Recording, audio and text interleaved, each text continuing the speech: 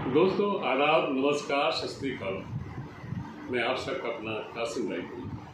दोस्तों, बड़ी खुशी की बात है कि आज मैं एक इंटरव्यू लेने की भेंटवार्ता लेने के लिए पहुँचा हूँ हमारे छत्तीसगढ़ के जाने माने सिंगर मोहतरम पाजी सुखबीर सिंह रोका जी का।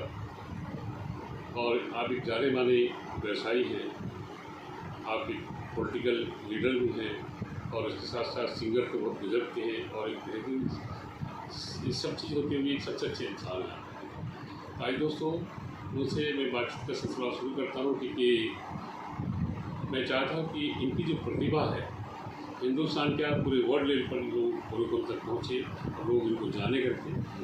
और ये किसी परिचय के मोहताज नहीं है, ये खुद एक बहुत अच्छे जाने वाले कलाकार हैं, सिंगर हैं और समाज सेवी हैं। और जैसा कि बहुत से सोशल वर्क में हमेशा लगे रहते हैं और इन्होंने बड़े संघर्ष करके अपने जीवन को बहुत एक स्टार्ट करके नीचे लेवल से आज एक ऊँचे मुकाम पर पहुँचे हैं। आपको सुखबीर सिंह रोका जी, आपका हमारे स्टूडियो में आपका स्वागत है।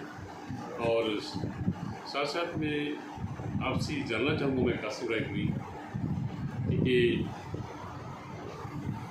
आपका थोड़ा पहले जीवन परिचय दें थोड़ा सा, कि आपकी शिक्षा कहाँ से हुई है, आपके परिवार में कौन कौन है, आपके बच्चे कहाँ पर हैं और आपकी हमारी भाभी जी कहाँ से कहाँ से रहने वाली है, सर्वप्रथम तो आपका बहुत बहुत धन्यवाद आभार कि आपने मुझे इस लायक समझा कि मेरा इंटरव्यू ले। मैं स्वागत करूंगा हमारे अंतर्राष्ट्रीय ख्याति नुमा शायर और प्रथम मदर टेरेसा अवार्ड से सम्मानित बड़े भाई हमारे कासिम रायपुरी जी, जो आज मेरा इंटरव्यू लेने आए हैं। मैं चूँकि वैसे तो दल्ली राजरा से बिलोंग करता हूँ और दल्ली राजरा में ही मेरा जन्म हुआ। दल्ली राजरा में मेरा पूरा परिवार, मेरे पिताजी और मेरे अन्य भाई सब दल्ली राजरा में ही हम लोग साथ में रहे और पले बड़े। मैंने जो प्रिलिमिनरी जो स्टडीज़ है वो दल्ली राजरा के निर्मला इंग्लिश मीडियम स्कूल, जो कि कॉन्वेंट स्कूल है, वहाँ से मैंने अध्यापन कार्य 12वीं तक मैंने अपनी शिक्षा ली है वहाँ से। और तत्पश्चात हमारा वहाँ पर ट्रांसपोर्ट से रिलेटेड काम भी रहा। पिताजी हमारे जो है बहुत नामचीन समाज सेवी थे दल्ली राजरा के, महेंद्र सिंह रोका जी, सभी उनको जानते हैं और सेवा भाव से वो भी बहुत जुड़े हुए थे। और मेरे जो पिताजी हैं वो उन्होंने मतलब एक बहुत ही नीचे लेवल पर आकर मेहनत करके मतलब उन्होंने ये जो ख्याति है वो प्राप्त की। पिताजी हमारे PWD के कॉन्ट्रैक्टर भी रहे और फॉरेस्ट के भी कॉन्ट्रैक्टर रहे, बहुत बड़े टेंडर रहे हमारे पिताजी। आज भी हमारा फॉरेस्ट का बहुत बड़ा काम है जो बड़े भाई साहब लोग देखते हैं। दल्ली राजरा में अध्यापन कार्य के पश्चात मैंने जो स्नातक की जो शिक्षा है वो भिलाई के सेंट थॉमस कॉलेज से BCom मैंने वहाँ से ग्रेजुएशन की शिक्षा वहाँ से प्राप्त की। अप डाउन करता था, स्टार्टिंग के फर्स्ट ईयर तो मैं दल्ली राजरा से भिलाई अप डाउन करता था, आना जाना हमारा चलता था। सैटरडे संडे राजरा आता था, चला जाता था। फिर 2 साल मैंने यहाँ भिलाई में, 1 साल बड़े भाई साहब के यहाँ LIC में DO थे, स्वीट सेंटर ब्रांच में, उनके यहाँ रह के सेकेंड ईयर और फाइनल ईयर की मैंने शिक्षा प्राप्त की। और उसके पश्चात ICWA का कोर्स मैंने किया, लेकिन थोड़ा टफ था तो आगे मैं ICWA नहीं कर पाया। तो वो साल ख़राब न हो इसलिए मैंने बालोद महाविद्यालय से स्नातकोत्तर की भी उपाधि ली है, मैंने मास्टर्स की भी डिग्री ली है कॉमर्स में। और थ्रू आउट मैंने इंग्लिश मीडियम से पढ़ाई की है। क्या बात है, बहुत अच्छा। भिलाई में मेरा आना ऐसा हुआ कि भिलाई में हमारी बच्ची जो है वो क्लास 1 से यहाँ मैंने कृष्णा पब्लिक स्कूल में उसको पढ़ाने के लिए डाला था। और दल्ली राजरा में हमारा ट्रांसपोर्ट से रिलेटेड और प्लस स्पेयर पार्ट्स की और टायर की भी शॉप थी, तो मैं छोटी गाड़ियों की स्पेयर पार्ट्स की दुकान में वहाँ खरीदता था। मैं आपसे जानना चाहूँगा रोका जी कि आप मूलतः कहाँ के रहने वाले हैं? मूलतः जो मेरे पिताजी जो है, जैसा उन्होंने मेरे को बताया, वो पीछे जो है पाकिस्तान से ही रिलेटेड है। जब वो देश हमारा जब अलग हुआ था, भारत और पाकिस्तान, तो जो वहाँ से जो बंटवारे के हिस्से में जो शरणार्थी जो इधर आ गए थे, उनमें में से जो बुजुर्ग लोग आए थे, उनमें से हमारे पिताजी भी का भी परिवार था जो पाकिस्तान के नूरपुर ज़िले से यहाँ आपका शुरू से ही हमारे पिताजी जो है जब से वहाँ से शिफ्ट हुए, तो पहले वो धनबाद में थे, पाथरडी और धनबाद में, उसके तत्पश्चात में दिल्ली राजरा शिफ्ट हुए। आपकी परिवार में कौन कौन है, जैसे भाभी जी हैं? परिवार में मेरी धर्मपत्नी जो कि सुरेंद्र कौर है, स्वीटी कोटा जी, और मेरे 2 बच्चे हैं। दोनों बच्चे अध्यापन कार्य से संबंधित ही मैं उनको भिलाई से पढ़ाने के लिए कृष्णा पब्लिक में डाला था। फिर 1 साल उनको यहाँ भिलाई में अध्यापन कार्य करने के बाद फिर 2005 में मैं भिलाई शिफ्ट हुआ, और शिफ्ट होने के बाद बच्चों की पढ़ाई में बहुत ज़्यादा वो था कि पढ़ाई बच्चों की अच्छे से हो जाए, अध्यापन कार्य उनका। दिल्ली राजरा में भी पढ़ाई अच्छी थी, लेकिन आगे इन फ्यूचर में उनको जैसा वो बच्चे आगे बढ़ना चाह रहे थे उस हिसाब से वो पढ़ाई के लिए मैंने भिलाई को चूज़ किया, क्योंकि भिलाई एक एजुकेशन से रिलेटेड बहुत अच्छा हब है। नेशनल लेवल के लोग भी यहाँ भिलाई में आकर पढ़ने और अध्यापन कार्य के लिए एजुकेशन हब है, और मिनी इंडिया के तौर पर भी हम भिलाई को लेकर चलते हैं। हमारा लगभग सभी संप्रदाय के लोग यहाँ भिलाई, सभी राज्यों के लोग मिलते हैं, सभी राज्य के लोग यहाँ मिलते हैं। आप से मैं जानना चाहूँगा बाजी कि आप इस संगीत क्षेत्र में कैसे घुस गए आप आगे? संगीत ऐसा है, देखिए मैंने संगीत में कभी कोई शिक्षा ग्रहण नहीं की है, मैं कुछ नहीं बोलना चाहूँगा। बस सरस्वती माता जी की कृपा है कि वो गले में मुझे उन्होंने कुछ भेंट सुर दिए हुए हैं, तो मैं सुर लगा लेता हूँ। मैंने कोई इससे रिलेटेड कोई भी शिक्षा ग्रहण नहीं की है। मतलब आपने संगीत की कुछ शिक्षा नहीं की? कोई भी शिक्षा, मेरे को ना हारमोनियम बजाने आता है, ना कुछ भी नहीं आता, ना मैंने सारेगामा पाधानी। आप संगीत के क्षेत्र में कब से आ पाए? संगीत में मैं बचपन से, मेरे को बहुत शौक था गाने बजाने का। निर्मला स्कूल में भी जब मैं पढ़ाई करता था। मंच भी कब आया था? मंच में तो मैं क्लास 6 से मैं स्कूल लाइफ से मैं बाल अवस्था से गाने बजाने का बहुत शौक था, और स्कूल में मतलब जब भी कंपटीशन होता था तो मैं उसमें पार्टिसिपेट करता था, और ईश्वर की और सरस्वती माता जी की कृपा है कि कभी मैं दूसरा नहीं आया, हर बारी फर्स्ट ही आया। उसके बाद जब मैं 12th के बाद जब मैं सेंट थॉमस कॉलेज में जब पढ़ाई किया, तो यूथ फेस्टिवल होता था रविशंकर विश्वविद्यालय में, जो कॉलेज के लोग जो वहाँ जाके पार्टिसिपेट करते थे, उसमें मैंने सेंट थॉमस कॉलेज का प्रतिनिधित्व भी किया था यूथ फेस्टिवल में। और उसके बाद जब मैं थोड़ा सा बिजनेस, पढ़ाई के बाद बिजनेस में जब रूझ गया और थोड़ा सा पारिवारिक माहौल में जब रहने लगा, तो मैं थोड़ा सा डिस्टेंस फॉलो कर लिया था गाने बजाने से। लेकिन एक दौर ऐसा आया जब कोरोना जब काल आया था, तो उस समय में जब हम घर में बंधे रहे और अपने आप को खाली महसूस करने लगे, क्योंकि लेडीज़ तो अंदर घर के अंदर खाना पीना बना के अपने व्यस्त रहती थी, लेकिन हम लोग, चूँकि मेरा ट्रांसपोर्टेशन से रिलेटेड काम भी है और परिवहन कार्य उस समय बिल्कुल लगातार ठप हो गया था कोविड के टाइम में। जो गाड़ियाँ जहाँ खड़ी थी वहीं खड़ी रही, तो हम लोग घर में जब अपने आप को क्वारंटाइन करके रखे हुए थे, तो उस समय में मेरे को ऐसा लगा कि मेरे को इस अपनी जो ईश्वर की दी हुई जो गुण है जो सरस्वती माता जी का, उसको मेरे को फिर से वापस लाना चाहिए।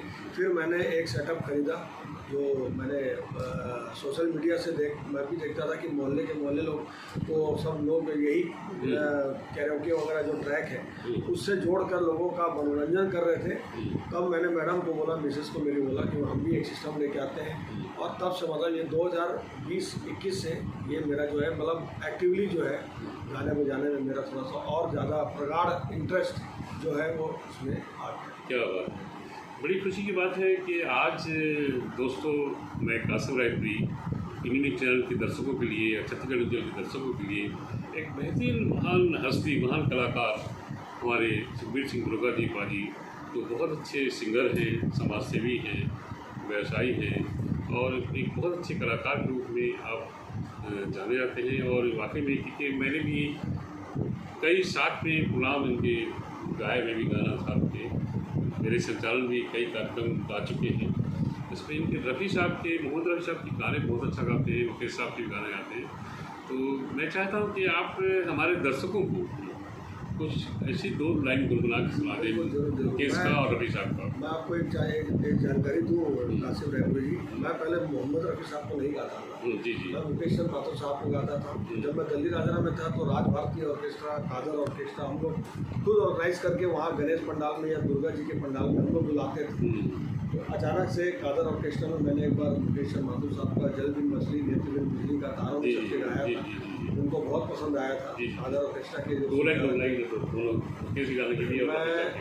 जब से भिलाई में आया हूँ तब से मैंने मोहम्मद रफ़ी साहब को भी मैंने उनको बहुत दिल से सुना। और मेरा दुर्भाग्य कहना चाहिए कि मोहम्मद रफ़ी साहब का जो अंतिम कार्यक्रम था वो लौह नगरी दिल्ली राजरा में हुआ। और मेरी बदकिस्मती कहिए इसको कि मैं बहुत बड़ा उनका प्रशंसक रहा, लेकिन मैं उनका कार्यक्रम अटेंड नहीं कर पाया। कारण मैं उस समय छोटा था और मेरे माता पिता ही लोग और बड़े भाई लोग सब परिवार के लोग गए थे देखने। मुझे कुछ चंद पैसे दे के घर में बोलते ना एक जन को रखना पड़ता है, तो वैसा छोड़ के चले गए थे। तो मैं उसको बहुत बड़ा बैड लक मानता हूँ कि मैं मोहम्मद रफ़ी साहब का मैं उनका दीदार नहीं कर पाया। और मैं उन्हें अपना ईश्वर भगवान मानता हूँ मोहम्मद रफ़ी साहब को। आज जब से मैंने उनको गाना प्रारंभ किया है तो बाकियों को गाने की अब मेरी इच्छा नहीं होती है, क्योंकि मैं जरूर आपको 2 लाइन सुनाऊंगा। लेकिन फिर भी मैं आज आपने जिक्र छेड़ा है तरन्नुम में शहंशाह मोहम्मद रफ़ी साहब के लिए, तो उनके श्री चरणों में मैं प्रणाम करते हुए अभी भी 31 जुलाई को भी हमने एक कार्यक्रम उनके को समर्पित करते हुए किया था। मोहम्मद रफ़ी साहब के वैसे नगमे तो बहुत हैं, एक से एक है, बेहतरीन से बेहतरीन नगमे हैं। 2 लाइन उनकी एक सुनाऊंगा मैं, जो उसका फिल्म का नाम तो मुझे आपको याद होगा कि जो 31 जुलाई को 2025 को जो हमने मोहम्मद रफ़ी साहब के मौके पर जो कार्यक्रम हुआ था रोजनी जो वगैरह तले, तो वो मेरे संचालन में कार्यक्रम हुआ और आपको वहीं पे आपको जो मैंने आपको गाने सुने मैं आपसे भेज देते रहे। तो मैं सोचा था इस प्रतिभा को बहुत ज़रूरी है आगे तक पहुँचाना। स्वागत है। मोहम्मद रफ़ी साहब का 2 लाइन आपको सुना। तुम मुझे यूं भुला न पाओगे, हाँ तुम मुझे यूं भुला न पाओगे, जब कभी भी सुनोगे गीत मेरे, संग संग तुम भी गुनगुनाओगे, हाँ तुम मुझे यूं भुला न पाओ, क्या कहें हाँ तुम मुझे यूं। ये गीत मोहम्मद रफ़ी साहब ने गाया तो उस दौर में था, लेकिन उनके जाने के बाद उनके हमारे संगीत जगत में अपनी जो उन्होंने अनुपस्थिति हमें महसूस की है, करवाई है, वो गीत आज भी, ये वाला जो गीत है, आज हम जब भी गुनगुनाते हैं उनके जो गाया हुआ गीत तुम मुझे यूँ भुला ना पाओगे, जब कभी भी सुनोगे गीत मेरे संग, आज भी जो हमारी युवा पीढ़ी है, जब भी मोहम्मद रफ़ी साहब के गीत कहीं भी, चाहे वो FM रेडियो हो या कहीं भी, अगर जब पूछते हैं तो ठहर से जाते हैं। और आज भी कई युवा ऐसे हैं जो उनके पद चिन्हों पर चलते हुए आज भी उनको अपना पार्टनर मानकर आज भी उनके गीत गाते हैं। बहुत से बेहतरीन आज सोनू निगम का अगर नाम हम लेते हैं तो सोनू निगम की पर्सनल कोई इमेज नहीं थी, उन्होंने मोहम्मद रफ़ी साहब के गीत गाकर ही आज जो ख्याति प्राप्त की है वो मोहम्मद रफ़ी साहब को कॉपी करते थे और आज उनका नाम है तो वो मोहम्मद रफ़ी साहब। सुखबीर सिंह गुप्ता जी, आपसे निवेदन है कि एक मुकेश साहब का भी नगमा गुनगुना दें, और हमारे दर्शकों को मैं चाहता हूँ कि एक अच्छे कलाकार की आवाज़ पहुँचना चाहिए उन तक आके। हमारे छत्तीसगढ़ न्यूज़ चैनल के दर्शकों के लिए, इंडियन चैनलों के दर्शक, इंडियन न्यूज़ चैनल के दर्शकों के लिए मैं चाहता हूँ कि एक आपकी खूबसूरत आवाज़ उन तक पहुँचे, हमारे तमाम दर्शक कर देखें हमारे प्रोग्राम को, और ताकि आप जैसे कलाकार की आवाज़ उन तक पहुँच सके। मेरी आज मुझे बहुत अच्छा लग रहा है कि मैं आपसे जो मुलाकात किया और आज आपका इंटरव्यू दिया मैंने, मुझे बहुत अच्छा लग रहा है। आपका स्वागत है। मुकेश चंद माथुर साहब के लिए भी मैं 2 शब्द कहना चाहूँगा। मुकेश चंद माथुर साहब की एक खासियत थी वो बहुत ही लिमिटेड गीत गाते थे और ज़्यादातर उनकी जो चॉइस रहती थी वो सैड सॉन्ग की रहती थी। उनका कहना था कि अगर कोई मुझे सुपर डुपर हिट 10 गाने भी अगर दे गाने को, तो अगर उसकी जगह अगर वो मेरे को 2 गाने सैड सॉन्ग दे दे तो मैं उससे प्रायोरिटी दूंगा, प्राथमिकता 2 सैड सॉन्ग को दूंगा, ना कि मैं हिट जो फास्ट सॉन्ग होते हैं उनको दूंगा। ये आपने बहुत अच्छी जानकारी दी। सैड सॉन्ग जो है वो मुकेश बहुत बेहतरीन गाते थे, और सैड सॉन्ग के लिए तो चिर परिचित है लोगों के जहन में आज भी अगर है तो मुकेश चंद्र माथुर साहब का नाम सिर्फ सैड सॉन्ग है। एक खूबसूरत है 2 लाइन मैं एक गीत सुनाता हूँ, अभी भी हाल फिलहाल मैंने उसको मुकेश चंद्र माथुर साहब की जब जयंती थी उसमें मैं जयंती पुण्यतिथि रफ़ी साहब की, तो चांद आए भरेगा फूल दिल थाम लेंगे, चांद आए भरेगा फूल दिल थाम लेंगे, हुस्न की बात चली तो सब तेरा नाम लेंगे, चांद आए भरेगा क्या बात है, क्या बात है, फूल दिल थाम लेंगे, बहुत अच्छी। हुस्न की बात चली तो सब तेरा नाम लेंगे, चांद आए भरेगा। क्या कहते हो दोस्तों, ये थे हमारे सुखबीर सिंह गुरका जी, जो बहुत अच्छे हमारे पाजी हैं और ये बहुत अच्छे सिंगर हैं, बहुत अच्छे कलाकार हैं, बहुत अच्छे एक समाजसेवी हैं, बहुत अच्छे इंसान हैं और बहुत अच्छे जिम्मेदार बाप भी हैं और अपने बच्चों के बाप भी हैं, अपने पत्नी के पति भी हैं, अपने माँ बाप के बेटे भी हैं। वाकई में एक अच्छे कलाकारों से अच्छी हस्ती से मिलने में बड़ा ही आनंद आता है मुझे। अब मेरा मकसद ये कि मैं पूरा जो भारत भ्रमण किया हूँ, हर शहर में प्रतिभा को खोजता हूँ कि मुझे कोई मिल जाए। मैंने हज़ारों लोगों को ऐसा मौका दिया और गाने के क्षेत्र में भी आगे बहुत से जो कलाकारों को मंच नहीं मिलता है, मैं उनको मंच देने की भी कोशिश किया कि उनको मंच मिलना चाहिए। तो दोस्तों, हमारे भारत में प्रतिभाओं की कमी नहीं है, बस ज़रूरत इस बात की है कि आपकी नज़रें बाजी खोलने की आए। और वाकई में दोनों की प्रतिभा धनी है, ये मैं कहूँगा तो कोई गलत बात नहीं होगी हमारे बाजी सुखबीर सिंह गुरका जी के लिए। और इस वक्त मैं यही कहना चाहूँगा कि मान लेगी हमें यही दुनिया, मान लेगी हमें यही दुनिया, कम से कम हमें कोई बात तो हो, उसने बर्फ बनते बिजली, मेरे हाथों में तेरा हाथ तो हो, बात कहते हो कोई बात तो हो, लफ्ज़ के जिसमें हालात तो हो, दिन में रोज़ी की कर कासिम, काफ़ी देखने रात तो हो। दोस्तों, ज़िंदगी चलाने के लिए पैसे कमाना भी ज़रूरी है। जैसा कि मुझे बेहद खुशी है कि हमारे पाजी सुखबीर सिंह गुरका जी का अच्छा कारोबार, आपके दोनों बच्चे बाहर में हैं और विदेश में जॉब कर रहे हैं और बहुत कुल मिला के पूरा परिवार संपन्न है। हमारी ये दुआ है कि आगे और उनका परिवार संपन्न बने, खुशहाली की पूरी खुदा की रक्षा करें। और मैं जाते जाते मैं यही कहना चाहूँगा कि दुश्मन समझ रहा था कि हम टूट जाएंगे, दुश्मन समझ रहा था कि हम टूट जाएंगे, हम एक हैं, हम एकता के गीत गाएंगे। दुश्मन समझ रहा था कि हम टूट जाएंगे, हम एक हैं, हम एकता के गीत गाएंगे। हिंदू मुसलमान सिख ईसाई सभी मिलके भारत की एकता को कासिम बचाएंगे, भारत की एकता को कासिम बचाएंगे। अंत में मैं आपसे सवाल करना चाहता हूँ कि अभी जो पंजाब में इतनी बाढ़ से जो नुकसान हुआ है, बहुत नुकसान हुआ है, इस पर आप कोई टीका पंजाब से हैं आपकी, तो इस पर आप कहना चाहेंगे दो शब्द? बिल्कुल, मैं फिलहाल तो यही बताना चाहूँगा, मैं खुद मेरा ननिहाल रहा है पंजाब, जालंधर से ही मेरे नाना नानी जी थे, बस्ती से ही, जी जी, और अमृतसर से भी